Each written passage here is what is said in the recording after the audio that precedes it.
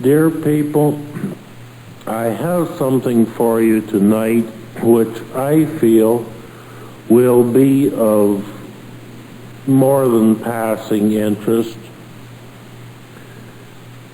It is a series of stories, really, that have never been told before from this or any other platform, as far as I know, that concerns my beloved father and some of the experiences that he went through in the early part of his life preceding the great ministry that really began with the writing of Unveiled Mysteries and the Magic Presence.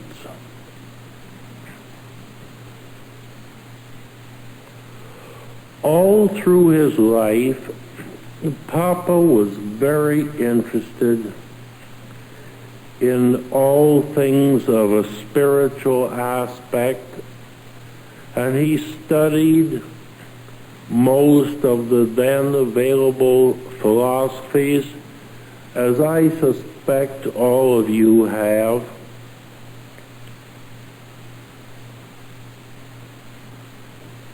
And I have an early recollection that I want to describe to you because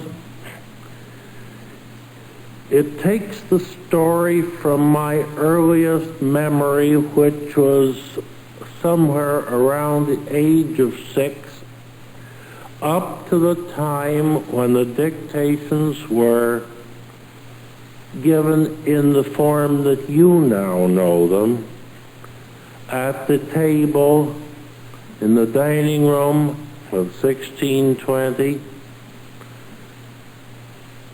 That table, by the way, is still there.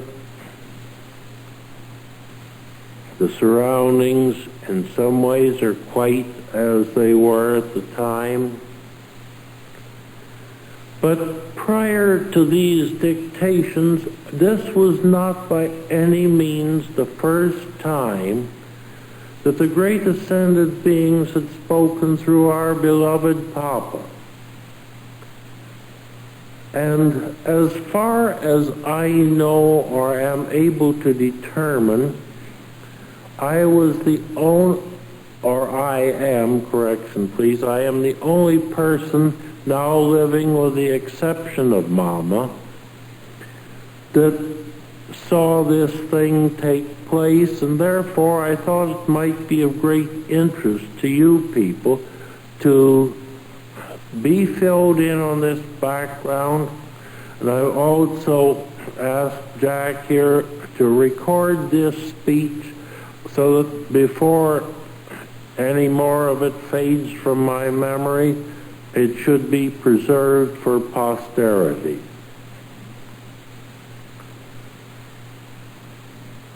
As I said in the beginning, from the time I was about 6 years old,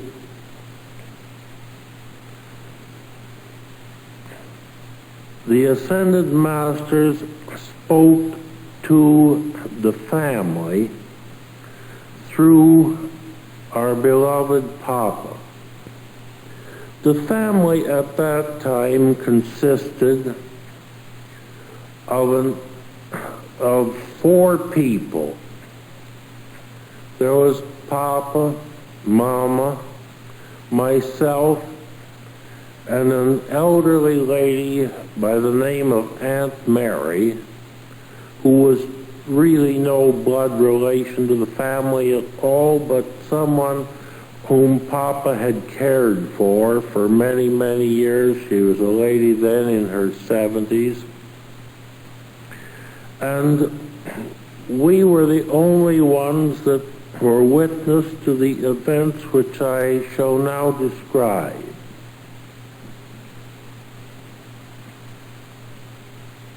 My earliest recollection of the Masters speaking through our beloved Papa was that of the Masters Kuthumi and Moria, which I'm sure you have seen many pictures of.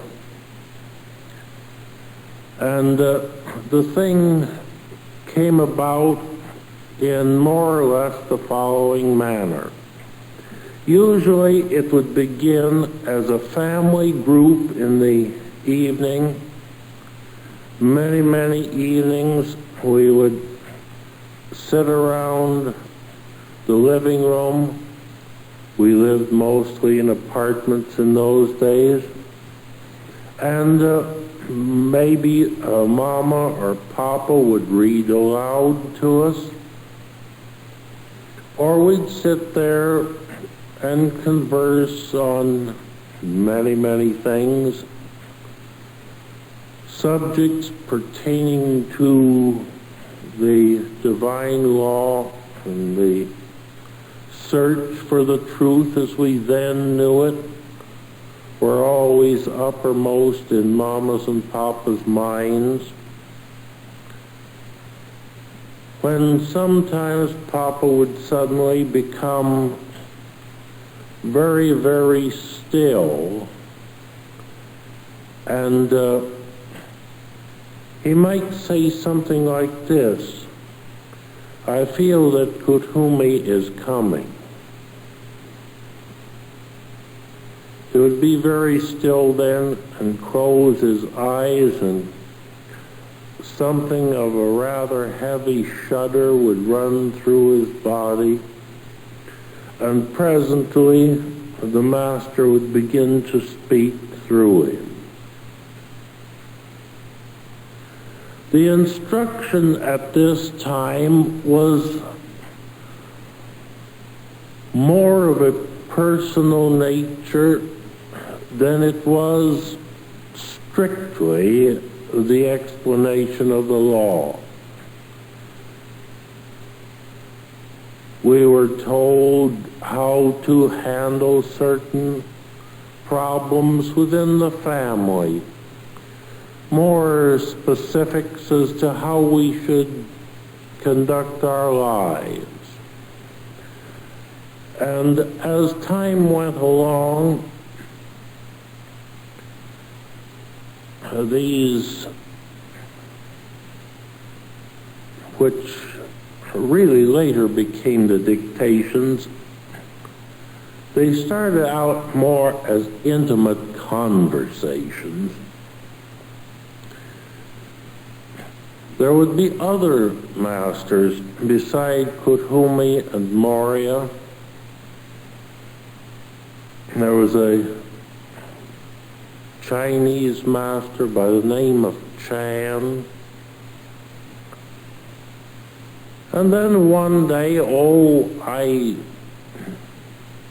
suspect maybe a year or 2 years after my earliest recollection, Saint Germain first spoke to us through Papa.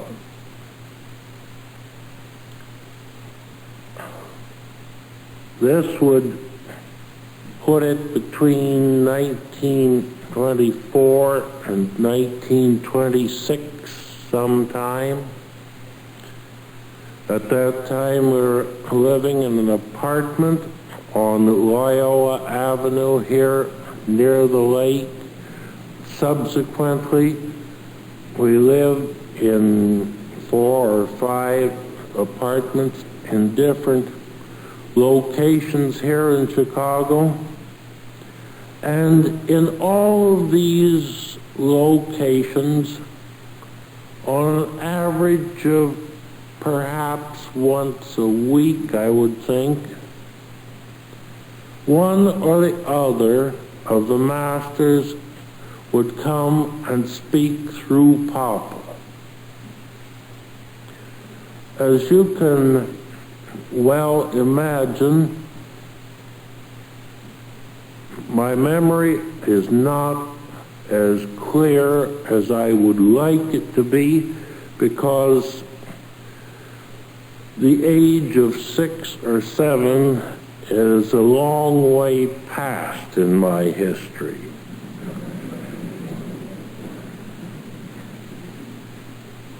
We don't like to admit this, but it's nonetheless true.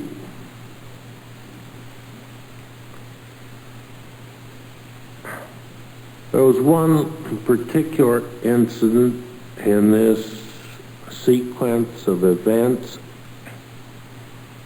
that was particularly impressed upon my mind.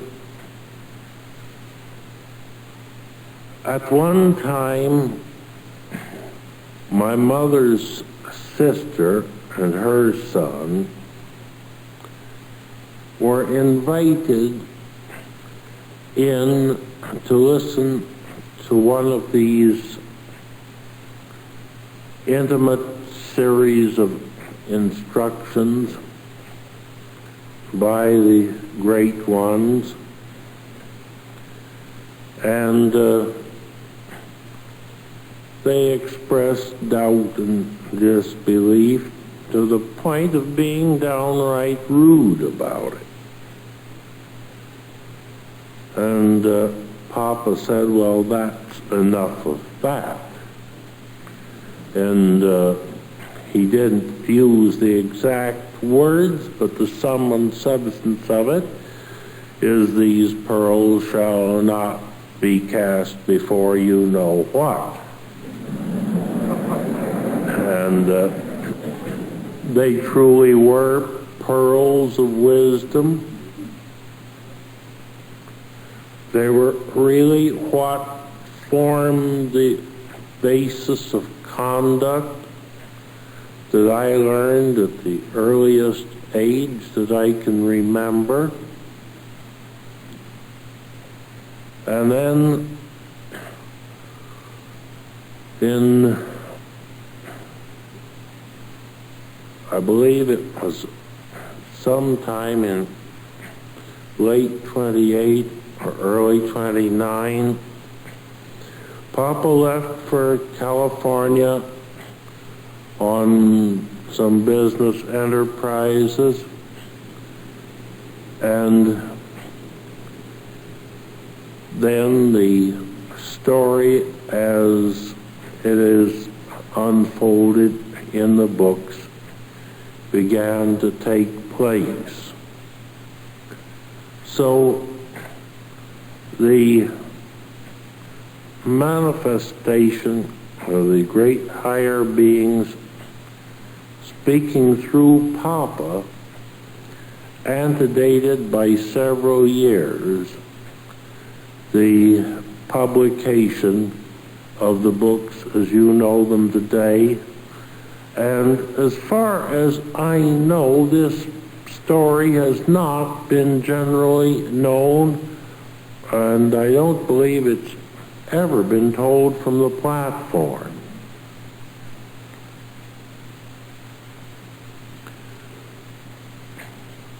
We'll go from that now to another story that has always been one of the things that remained with me and lived with me all my life. I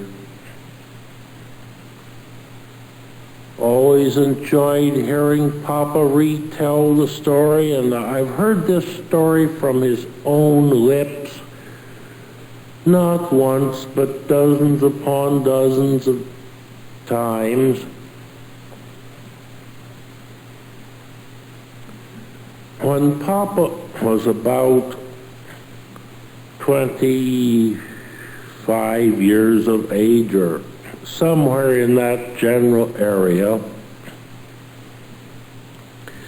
his uncle had a silver mine in Arizona, about 20 miles southeast of Tucson.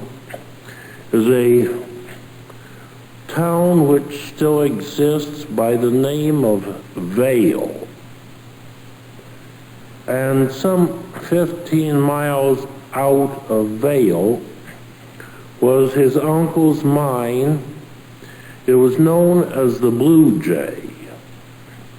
And if any of you ever are traveling around that part of the country and are ever able to get track of this mine or any information pertaining to it, I'd like very much if you'd pass it on to me.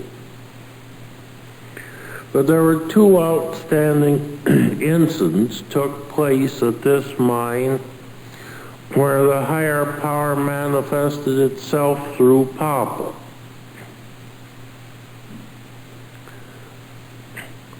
Papa's uncle sent him to take charge of the mine because the man that was employed at that time as the superintendent of the mine was something less than reliable.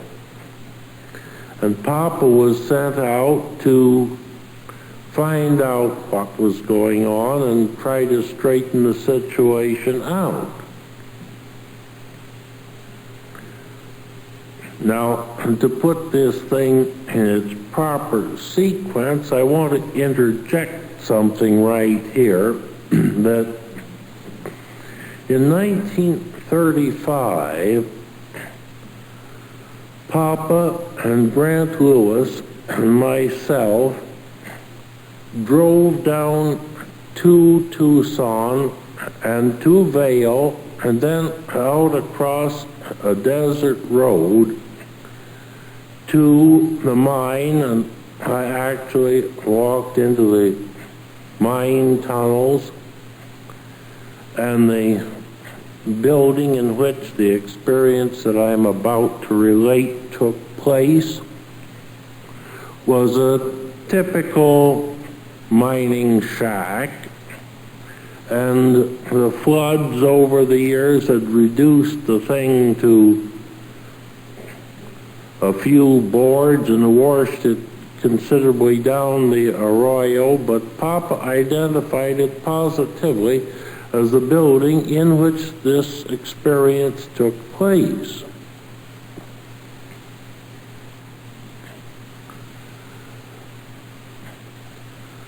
This superintendent was a man that didn't believe in the higher powers, and this particular building, or really the word shack fits it better than building, was the cook shack where the superintendent and Papa and the men who worked in the mine ate their meals. And in this shack was a dining table which was made of rough planks. It was 3 2x12 planks laid side by side with 2x4 legs, so you can gather that the thing was rather heavy. And one evening after dinner, he got into somewhat of an argument with this superintendent over the reality of the higher law. And this guy was a very doubting and somewhat offensive individual. And as the evening wore on, Papa just had enough of this. So he says, all right, if you doubt that there is an invisible power, we'll see. So Papa placed his hands, Papa was sitting at one end of this table and this man was sitting at the other end. And Papa placed his hands on the table in this manner with only his fingertips touching the top of the table. And he was standing more or less like I'm standing now, with his fingertips resting on the table. And he called to, as he then knew it as God, to prove to this man that there was a power in this world bigger than that of the human being. And with that, this table started moving forward towards this superintendent. Well, one leg of the table was a nail, where at one time the table had been nailed to the floor. And the table would lift up and move forward a few inches, and this nail would catch in the floor, and then it would lift up again. And finally, it backed this superintendent up against the wall and started butting him in the stomach. Well, about that time, the superintendent had had enough. And also about this time, Papa himself was more than a little bit scared, because he didn't truly know what he'd gotten hold of. So he called to God to make this thing stop, which it did, and the table came to rest on the floor, and that was the end of the incident. Well, from that time on, I imagine that man thought twice before assuming that there was no power in this universe greater than that of a human being. And during this same period that Papa was at this mine, there was another truly miraculous incident. Papa never was greatly mechanically inclined, but in this mine they had an engine which is, as near as I could deduce from the way Papa described it, it was one of these very early one-cylinder gasoline engines that we generally refer to as a donkey engine. And this operated the hoist that brought the cage up out of the shaft to bring the miners up from the lower levels. This one day, the superintendent had gone to town, and the custom was, when the men working in the mine were ready to fire the shots at the end of the day, thereby giving the dynamite smoke fumes overnight to clear out of the tunnels, they would signal with a bell arrangement, and this was done after the fuses were lit. So this superintendent didn't show up, and he didn't show up, and he didn't show up, and Papa didn't know the first thing about running this engine. So finally the men down in the shaft gave the signal to be hoisted out of the mine, and this meant that the fuses to the dynamite had been lit, and it was one of those things that had to be now or never. And Papa didn't know what to do, and he just made one tremendous call to God, as he then knew it, and without really know what he was doing, his hands reached out and pulled the right levers and got this engine started and hoisted the men out of the mine, and the men never did know how close they came to leaving this world in a rather unceremonious manner.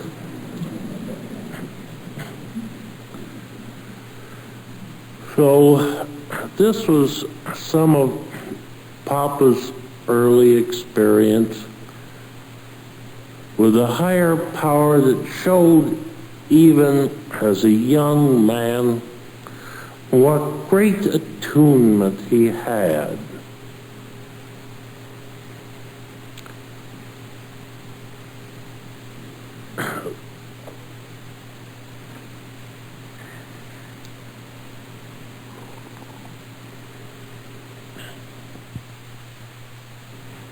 Within a few years of this same time, and my recollection is that it was a few years after these episodes at the mine in Arizona,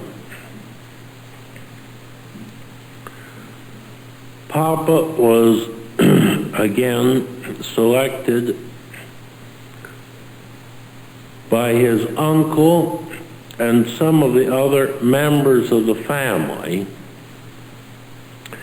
to go to London to press the claim of his family to an estate in England.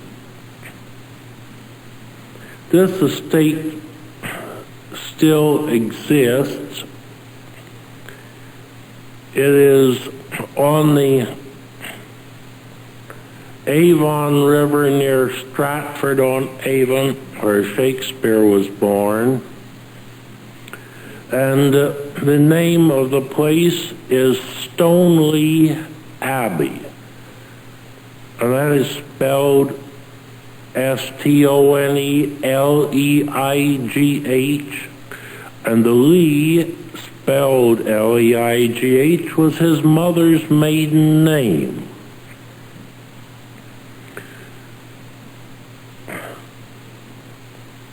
It seems that there had been litigation over this estate going on for many years because the American branch of the family had a claim to the estate, but the wills to support the claim had mysteriously disappeared and had never been found. And the English branch of the family had simply moved in and usurped the estate.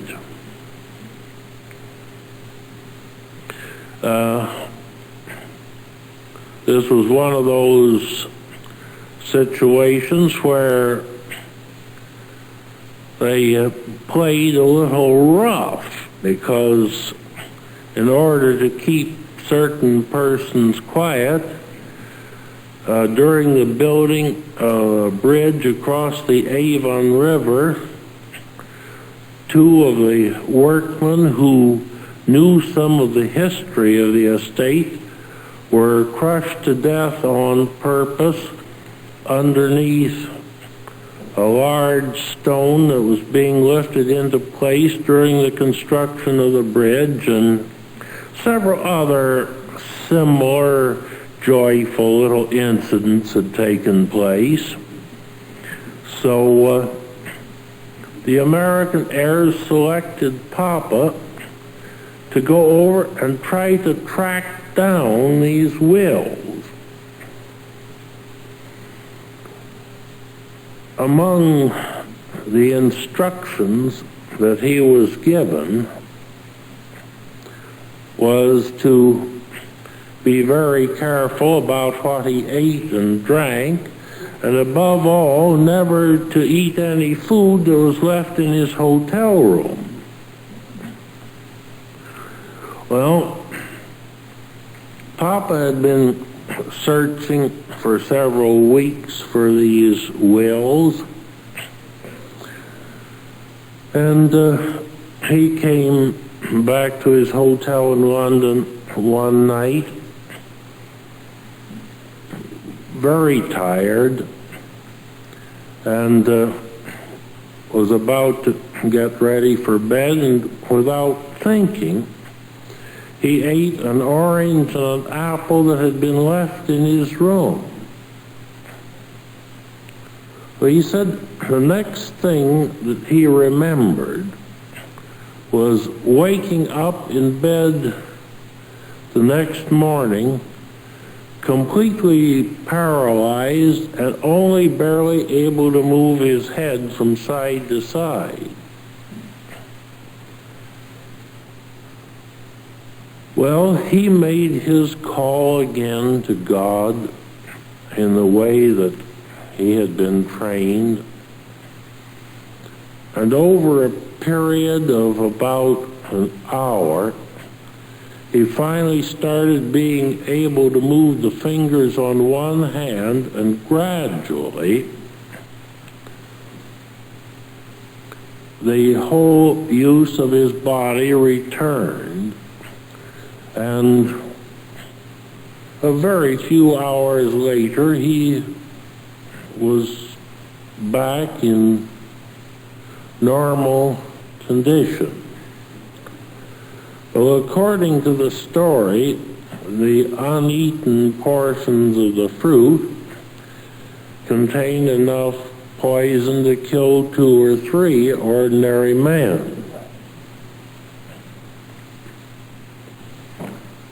So with that, he kept on his search for the missing wills.